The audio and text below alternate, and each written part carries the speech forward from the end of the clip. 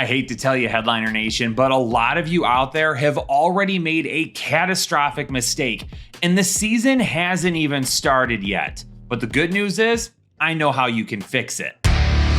Since week 18 ended last season till right now, we dropped well over 100 videos this offseason. If you decided to wait until the last minute to cram for your fantasy drafts and you didn't watch the videos all offseason, then I'm gonna put everything together in one ultimate fantasy football guide right here on YouTube with all the most important information that you've missed out on. And I'm gonna go ahead and break down some of the information from all of these videos in today's video, but also what I'm going to do down in the description below is going to be a link over to a playlist that I have put together. You know what? Maybe you're cooking dinner, taking a shower, driving to work, it doesn't matter.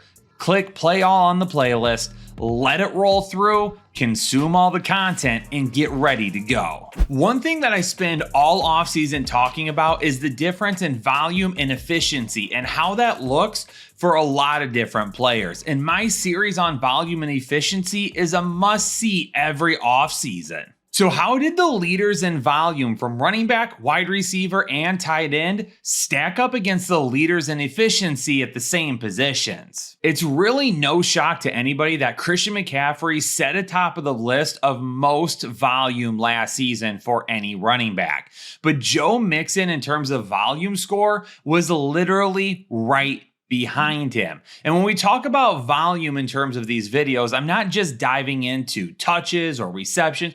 It has to do with how many times you're getting the ball, how many times you're scoring, rushing yards, volume as a whole. Now, in terms of overall volume score, right behind CMC and Joe Mixon was very understandably Rachaad White, who actually had just as many touches last year as Christian McCaffrey.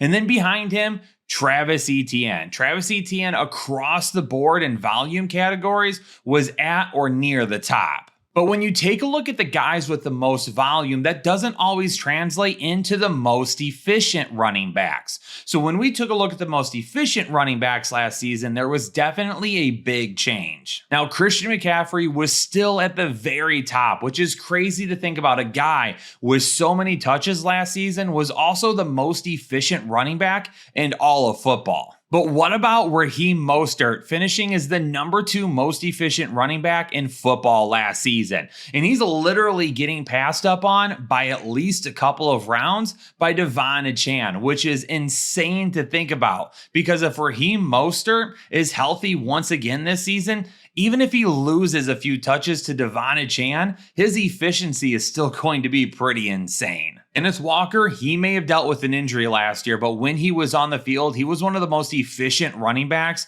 in all of football. Same thing with Breece Hall. To begin the year, maybe he was managed a little bit more conservatively coming back from that injury. But as the season wore on, he got better and better. Think about the type of years these two guys could have with even more volume. And then David Montgomery, we know what spot he's locked into with the Detroit Lions, and that's absolutely fine with me, because as long as the guy gets close to as many touches as he did last season, scoring touchdowns and being efficient are two things he's not going to have an issue with. And it's going to make him one of the best draft picks that you could probably make all season long. Now, what about the wide receivers? We did the same thing as the running backs. We took all of the categories in which we considered volume categories, and we came up with a volume score. And then we did the same thing with efficiency, took all the efficiency categories and came up with an efficiency score. And volume leaders was absolutely no shock. The guys at the top of the list are being considered top draft picks once again this season.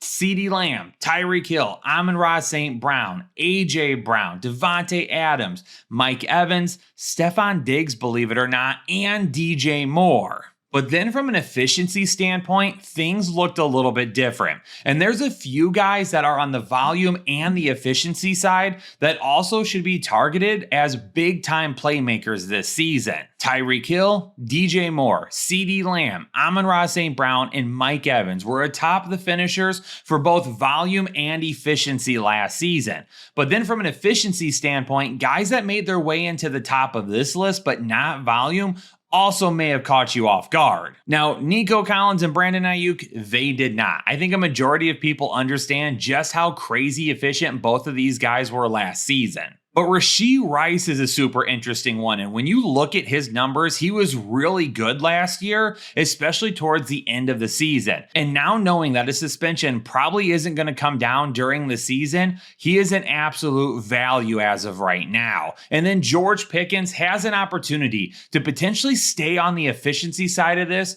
but then make his way up to the volume side now that he may be the #1 target in Pittsburgh. And of course, we can't forget about the tight ends. When you take a look at volume last season, there's definitely a big discrepancy in these two lists. Sam Laporta was definitely on the volume side, but he just missed the top tight ends in terms of efficiency. But Travis Kelce and Jake Ferguson were the only two tight ends to find themselves amongst the league leaders in terms of volume and efficiency. Now, I know Travis Kelce burnt a lot of you last season, but that's because you spent either a late first-round pick or early second-round pick on him. Now you would be taking him more along the lines of the third round, and that makes him a way better value this year, especially if, once again, he ends up finishing as a top tight end for volume and efficiency. But Jake Ferguson could be the breakout candidate of the year at tight end because, once again, volume and efficiency, a top contender last season. And there's still room for way more volume in this offense. And if he's the #2 target in Dallas this year and sees pretty comparable efficiency stats, he's going to be a top 5 tight end. But George Kittle, who's got like a 6th-round ADP right now, and who was the most efficient tight end in all of football last year, absolutely needs to start getting some more love. Now, for all of these videos, again, they're going to be linked down below in that playlist. And these videos dive deep into some statistics that you really need to know more about. And these videos paint a really good picture of not only some of the top options, but some guys right in the middle as well that could be looking at breakout or bust seasons. You got to make sure you check out this series. Now, for the last couple of seasons, Jake has used some advanced metrics to try and find cheat codes at the wide receiver position and the most explosive running backs in football. And normally what we'll do is we take all of these advanced metrics, we put them all together, and we create a formula that will allow us to determine some of the best return on investments for both of these positions. And I will tell you, these videos go super in depth as well. So while we'll talk about some of the top finishers here, it's really important that you go back and check out these videos for the in-depth breakdown. There was 3 wide receivers that Jake noticed right away as potential cheat codes depending on where their ADP ended up going. And it was Brandon Ayuk, Zay Flowers, and Devontae Smith. And really, it was because all 3 of these guys could end up being taken as a wide receiver too, but have the absolute huge big play upside as a wide receiver 1. So depending on how your drafts go, if you get any of these guys as your wide receiver 2, you could absolutely be balling out at the wide receiver position this year. And that video also offered several other names that you don't want to miss out on. But what about the most explosive running backs? Obviously, Devon Achane shoots up on this list. I think everybody would agree that he was the most explosive running back in all of football last season. And even though he was the most explosive, doesn't necessarily mean that we're investing in him heavily this season. But really, it's all about ADP. This dude is really, really good. But how often is he going to be that good if he's banged up or dealing with injuries or splitting time with a Jalen Wright or Raheem Mostert? So there's a lot of people out there in the comment section that are like, hey, Kyle, Jake, you're not in love with Devon Achane this year, but I get to keep him as like a 9th-round pick in my keeper league. That's amazing. We're not saying that's bad right there. But if you need to spend a 2nd-round pick on him, because currently his ADP sits at around 22 overall, that's where things get a little too spicy. So if you're in a keeper or a dynasty league and you get to keep him from last season at a much cheaper pace, that's awesome.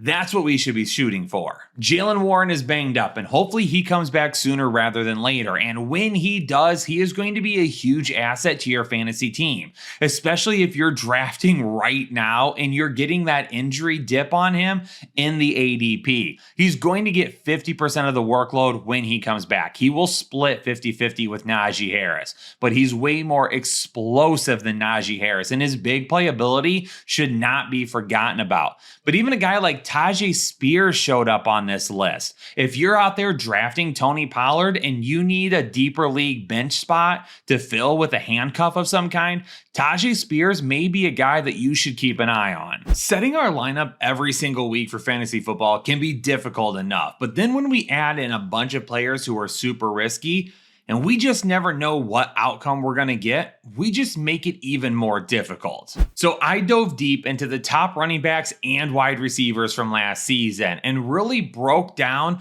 where they finished on a weekly basis, whether it was as a top 12 running back, top 24, top 36, outside the top 36. Wide receivers definitely are way riskier than running backs, but what were the safest running backs and safest wide receivers from last year? Christian McCaffrey and Kyren Williams led the way as the safest running backs from last season, but would you be shocked to know that based on our algorithm, that David Montgomery was the third safest running back that you could put in your lineup last season? And I don't see that stopping in 2024. Joe Mixon was also pretty darn safe. He didn't have a ton of upside all season long, but finished consistently as an RB2, and that was good enough to at least give you a safe floor every single week. Jonathan Taylor, even though he missed some time when he was on the field, he was absolutely giving you consistent production.